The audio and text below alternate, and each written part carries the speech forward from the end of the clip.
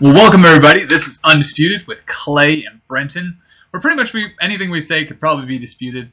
It's a NASCAR talk show, so there's a lot to dispute, I'm sure, right now. Qualifying, races, aero package, all the typical stuff. So, last week we were at Texas, and that was a fun race, in my opinion. I'll recap it. Yeah, I was going to say, I'll recap it really quick. I didn't even get to see it, so I'm relying on your expertise here. It is okay. I know I was texting you a little bit, and I was trying to keep you in the loop. There was actually a lot going on. So it was a lot of strategy calls. I think this year, since the packages are so different and everybody's clamoring on no passing, the cars single file, not single file, no power. I was actually having a hard time trying to keep up texting you because of so many different changes, especially green flag pit stops, the stages ending after the green flag pit stops. So you're pitting with 10 to go in the stage and hoping that you're going to get a position. It was a nail biter. I thought it was a nail biter all the way up until the last 10, 15 laps. Because of the lack of cautions, there's not a lot that can really happen to mix up the leader, which I will admit it was single file up in the top, 1 through 8. So that is kind of rough to watch when you've got battles going on in the midfield, and those are amazing. And within 15 laps if who the winner is gonna be, because the likelihood of a caution was very slim, and just those single files up front. But all the way up until that point, I thought it was fantastic. It wasn't really Penske's weekend. That was kind of rough to watch. Blaney blew up. I think Keselowski also blew up. I must have been on a break when that happened.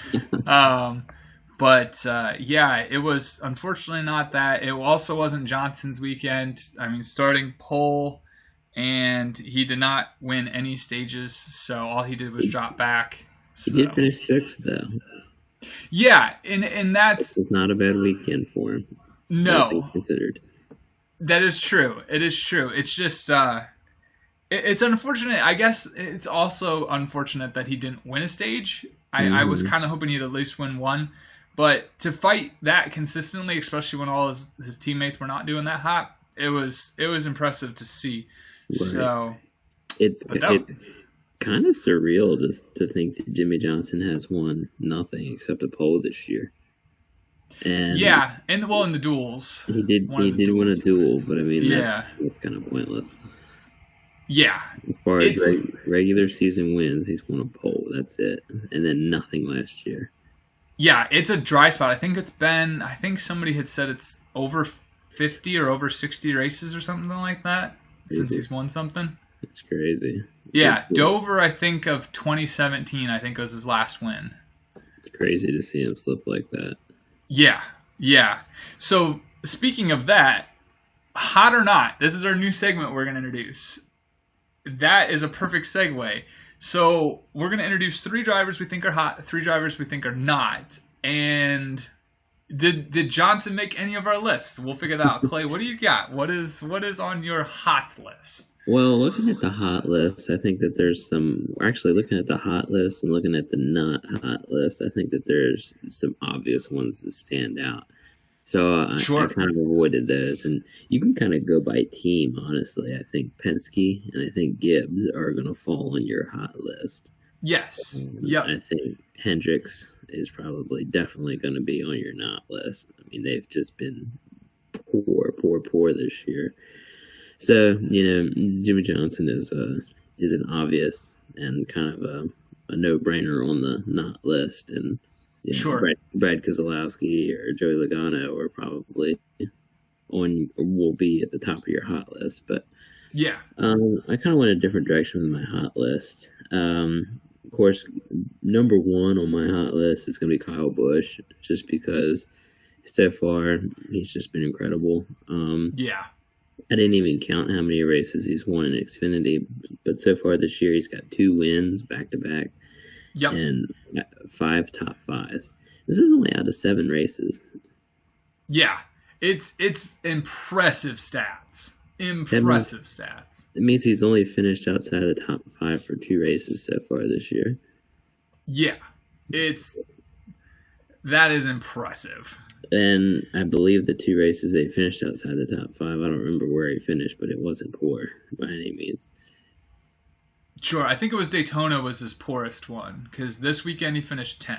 So Daytona was actually one of his better. He finished 2nd at Daytona. Oh, that's right, he did, didn't he? That's right. For some reason, I thought he wrecked. There was one I don't remember which one, but yeah, he didn't do hot in one of the first. Maybe it was Atlanta. It was one of those. So yeah, Kyle's going to top my hot list, but 2 other drivers that I think are notable on the hot list second is Ryan Blaney. Ryan's always been solid, but this year he's just really shown a lot of strength. He's picked up 2 stage wins. He's been, pretty fierce presence every week, picking up 3 Absolutely. top 5s so far this year. Unfortunately, no wins, but he's there every week. I think he's going to be ready to pounce one of these weeks and pick up a W. And then also on my hot list is Denny Hamlin. Yep. Denny was not that great last year, but coming into this year, winning the Daytona 500, I thought, okay, he's shined. We probably won't see anything of him again until next year. I also thought the same thing. Yeah. But here we are coming into week 8, and he's already won 2 races this year, and he's also got 4 top 5s. Which is impressive. Out of those 7 races, which is very impressive. So, and, coming off a strong run last week, overcame, 2 different penalties? Yes. Yep. And still won. So, that's impressive. He's starting to run a little bit more like his teammate. Yeah, which is good for him because he's been there a long time. He didn't perform for a while, so it's good to see him solidifying the fact that he's still there. So that's my hot list. Those are the 3 drivers that I think at this point, after 7 races, I'm not flabbergasted by any means, but I'm a little surprised that they're doing this well. So that's my hot list right now. Who you got? I have the exact same 3. I kid you not. I kid you not. I wrote down the exact same 3. Yep. It proves we are really good at knowing NASCAR. That is amazing. I have literally the exact same 3. So it'll be curious. I will then do the knots, and we'll see where we end up on that. As you described, Johnson's kind of on there, but he's kind of obvious. So I didn't actually write him. I didn't put him on the list. I think the whole world is confused with him right now. Yeah.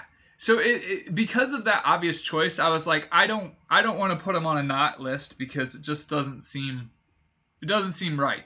It's already a not. So the 3 that I did pick, number 1, Harvick. He is not doing hot.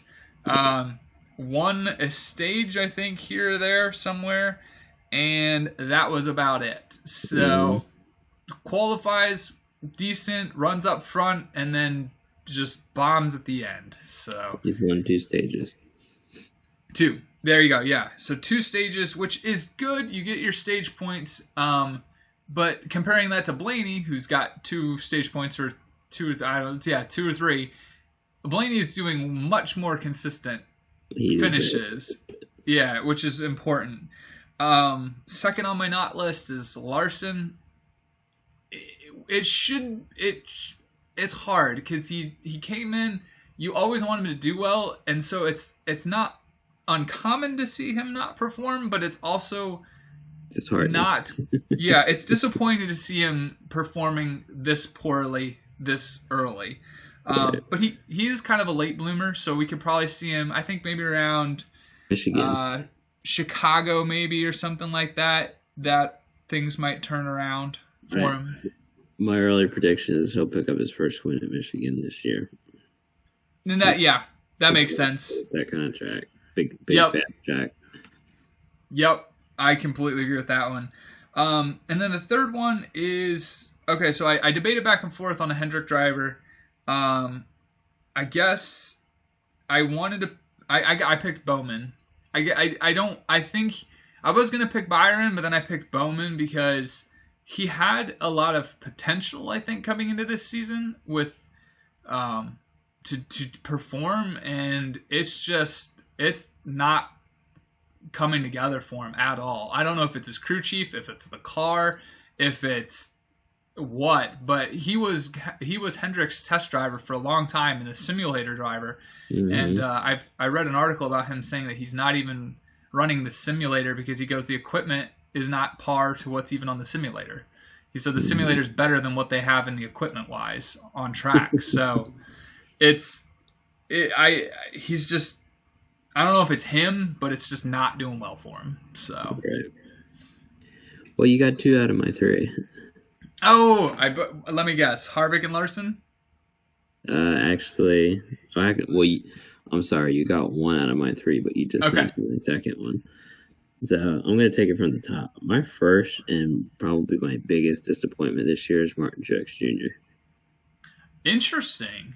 He has been nowhere to be found. He finished second, I believe, at Auto Club, maybe?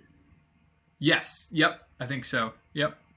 That was his one and only top 5 so far this year. Yeah. I don't think he's even won a stage, has he? Not that I recall, no. Nope. No. So no stage wins, no win, and 1 top 5 after 7 races, which pretty sad after series champ in 17 and almost series champ last year at yeah. It seems to be the curse of the number 19. It does. It does. That car just does not suit people. No. So he's probably my biggest disappointment. Second disappointment, again, Kevin Harvick. Sure. The closer was just like annoyingly successful by this time last year. And this year he has had 3 top 5s. When I did a little research, I thought he has done better than I thought. But again, only 2 stage wins, no wins at all, which I think compared to last year is why he's such a disappointment. I mean, yes. If Jimmy Johnson had that record, everybody would be saying he's doing pretty good this year. But that is very true. That is very true. Take them as they come, I guess. Right. It's a matter of perspective. But just looking at Harvick's record from last year where, I thought they were going to have to make the body of his car longer to fit all the little stickers on it. Yeah, he was piling them up there. Yes. It's been a disappointment for him, I'm sure. And then finally, this is personally my biggest disappointment this year. Loved Jeff Gordon, loved the 24. Really wanted to see some more out of it again. And with Chad Knaus coming in, I thought, hot damn, we got something going on now. Yeah. Yup. We've apparently just gone from bad to worse because him and Chad Knaus aren't connecting yet. Doesn't mean that they won't. Sure. Again, this is only the 8th race of the season. I get it. It's early, but William Byron has had 0 of anything except that pole at Daytona. And that's it. Yeah. No stage wins, no top 5s, no wins. Sure. So, and he terrible disappointment out of him. Yeah, and it's because is he running his 2nd or 3rd season now? Second. So he has time, but he came in with high standards, and it hasn't achieved that yet. So right. Those are great picks for Knots. I'm really curious to see how the season plays out, if any of these will turn around. So it's nice to keep these written down, and we'll keep track of it as we go on the show for our viewers to see. So knowing those hots or nots, we'll keep the picks going for this week as well. Who do you have for your picks this week?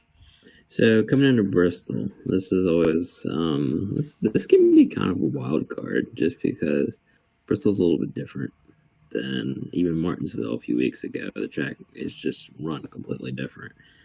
one short track driver that I know enjoys a track like Bristol, and he was actually, I was flirting with putting him on my hot list for this year so far. It's Clint Boyer. He's been Nice. Strong this year. I can see him bringing in a lot of speed on Friday and picking up the pole. That's a good pick. I can totally see that happening. He's definitely a part of that. The Stewart-Haas camp is definitely running on the radar. Mm-hmm. Even though Harvick isn't doing as great, but they're there. It's just not quite at the full caliber yet. Yeah, I went this week in a strange direction, capitalizing off of the momentum from Texas last week with a second place finish. I'm going to go with Eric Jones. I think he's got some momentum all of a sudden. It's in a Toyota. The Toyotas are doing well. Mm-hmm. I think he could capture it. I don't know if he'll be able to hold longer, but I think he could capture a pole for sure. He was actually a name that was floating through my head when I was making picks. So really interesting. Good choice. I actually had him as winner for my long shot, but he is not. There you go. He is not my long shot pick anymore. I changed my mind on that. That sounds good. That sounds fair. All right. So who do you have for stage one? Stage one, I think Kevin Harvick will pick up his third stage win of the year. Unfortunately, I think you're going to see Boyer fade early. Should he get the pole, I think you'll see him kind of fade back to between 5th and 10th and just kind of ride there all day. Kevin Harvick seems to be strong in early going, but just seems to fade at the end of the race. Stewart-Haas just hasn't been able to put a complete race together yet. So, yeah. I think you'll see Kevin pick up stage one. Will he win? I highly doubt it. Sure. And that's actually that's a very, very logical assessment. I completely agree. The Stewart-Haas camp is definitely somebody that can ride there. I think for my pick, we're in the same mindset. We're picking the teams that are good, but they're still running middle of the camp. I went with Blaney for stage one. Just he's there, like we mentioned. He's hot. I don't know if he can do the win, but if he can get out front early on, I think he can pull a stage one. So, well, I'm gonna move right from your stage one to my stage two, which is Ryan Blaney. There you go. All right, yeah, that makes sense. He's good. I just can't. Just the way things have gone so far these first 7 weeks, I can't foresee a race where Penske doesn't show up with a win in something. Sure. Yeah. whether it's a pole, a stage, or the win, I think Penske's just. I think all three cars are going to be there this week, particularly after their poor performance last week. But I think Ryan Blaney is going to prevail for that stage two win. That is a healthy pick for stage two. Because I mean, like I said, they're going to run up there. We both know they're going to run up there. Right. And I like Ryan over Joey and Brad. So I just hope he can get a win at some point. I went with the adage right now of stage two is also the winner. So I have a double pick in the same pick for stage two and win. And I'm actually digging it into your not hot camp, because I think maybe this week he might capitalize on the fact that he's got a Toyota. He can run up top. I'm sure he's won there before. I believe. I'm picking Truex to win stage two and win. If he can get out front, if the equipment's there, he's got a strong team. And he's, like I said, I believe he's won there before. So those are solid reasons why I think he might end up in stage two in victory lane. It's not a bad pick. And I hope so, because I would like to see him back in victory lane. Yeah. But and he was a name that was floating around my mind as well for winner. But there's a couple of things that made me pick my winner. The first is I just can't foresee Hendrick Motorsports being in the shadows this whole year. I think they're going to start finding some momentum. I think you already saw Jimmy Johnson do that a little bit last week with a 6th place finish. Hopefully William Byron can start putting something together. Him and Chad are like on the verge of greatness, but they just can't quite break through. Unfortunately, I don't foresee Alex Bowman ever being anything special. I think he'll be replaced before too long. Yeah. Which leaves us with one driver, and is probably the best Hendrick driver right now. And when I think about Bristol, even though it's a short track, I think about that concrete surface. And the most recent concrete track we were at was Dover. I was there, and it was probably the most aggressive I've ever seen him run. And it got him to victory lane. Sure. And, you know, if Joey Logano or Brad Keselowski or Kyle Busch win stage 2 and they have the lead and they don't get a penalty or something, I can see them taking off and probably winning the race. But should Ryan Blaney win stage 2, Ryan is the kind of driver that can still be. He's young. He can be rattled. He can be moved, and he can be caught. And I just feel like if Chase Elliott is in position at all on Sunday, he's got the experience. He's a good short track driver, and he's proven he can do well on those concrete surfaces, which surprisingly seems to be a complete. It's like night and day from running. Yeah. Yep. He gets it. He's good at it, and I feel like he'll be breaking that Hendrick winless streak Sunday. I like that pick for a win. That is a phenomenal pick for a win. Because you're right, he is good on concrete, and if anything, it's a short track. It's beating and banging.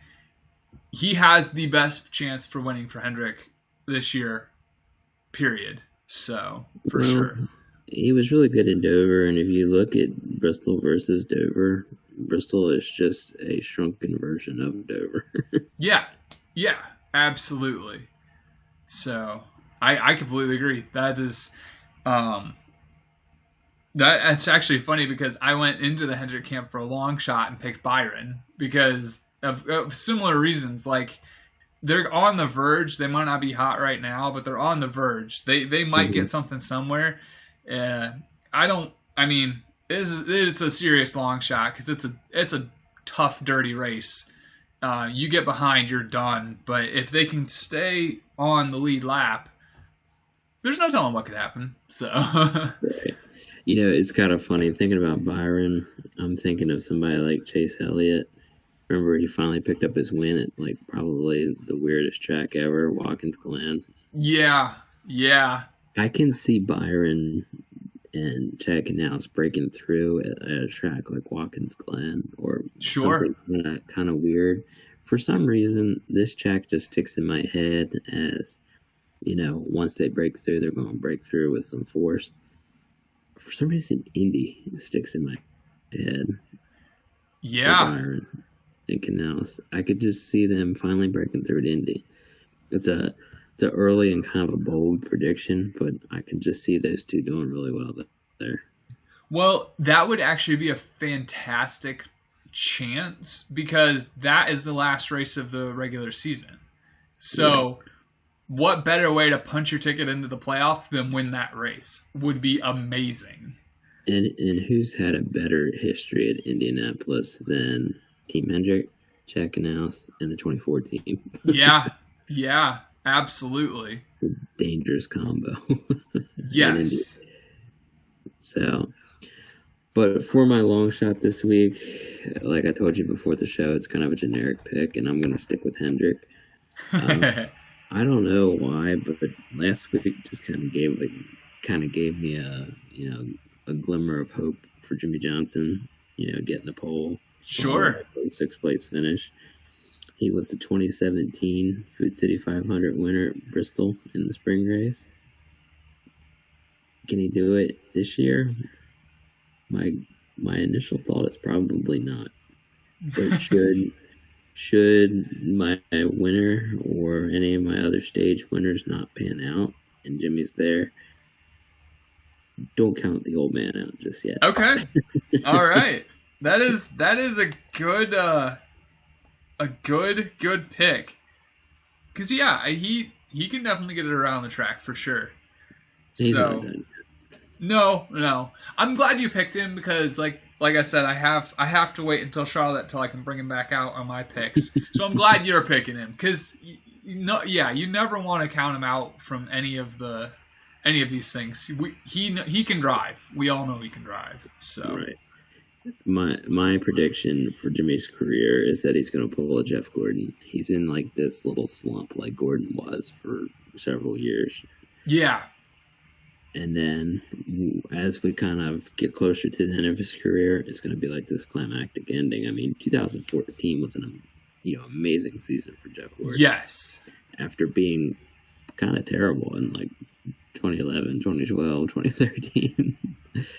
And then in 2014, bam, he just starts winning like Jeff Gordon again. Yep. And, he won several in 15 as well, which was impressive too. Yes, I believe I watched him win in Michigan that year. I think it was 15 that I watched him win there. He won Michigan in 14, I think. Okay, that's where I watched him win it in 14. Well, he might have won it in 15 too. I know he won Martinsville in 15, but I feel like he might have won another one. Sure. I agree. If there's two people that can do that, and the whole camp has proved it. Hendrick Motorsports has what it takes. They might just be in a slump, but they will return. They will return. So it was a 13-year dream come true at Dover in 2014. The first time I went to Dover was in 2001, and Jeff Gordon did horrible that race. And I thought I would love to see Jeff Gordon win a race in person someday. I got tickets to the fall 2014 Dover chase race or playoff race. Yeah.